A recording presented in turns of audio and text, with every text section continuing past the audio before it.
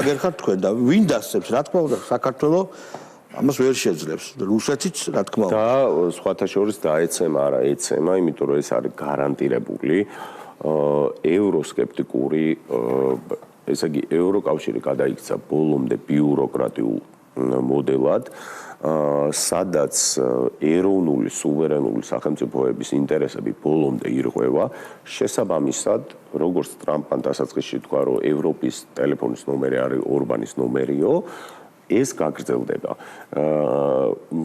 მოდი არ გვინდა ბევრი საუბარი, ევროპა და ევროკავშირი დღეს არის თავარი გერმანია და საფრანგეთი, ხო?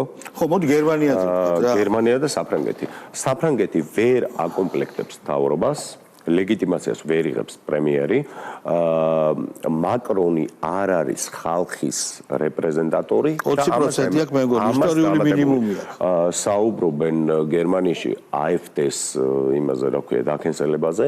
რომელიც ნუ კანონია. არ გამოვა. ხო, რა თქმა უნდა, რომ ეს არის ყოვლად აუცილებელი მე ხელმძღვანელის სხვათა შორის ილონ მასკი ასაფურთებს AfD-ს, ილონ მასკი თავისი, არ ვიცი, ალგორითმებით თუ რაღაცა მანქანებით და ფულით მინდა მეთქვა რა. კიდე ფულით, კიდე იმიტომ რომ არგენტინაში ის მილეი არის ილონ მასკის ტიპი, AfD არის ყველაზე ისეთი წარმოსადეგ კანდიდატი, რომელიც ამბობს, რომ გერმანიას უნდა კონდეს პირველი თავისი ვალუტა, უნდა გამოვიდეს ევროკავშირიდან, ასე შემდეგ და ასე შემდეგ.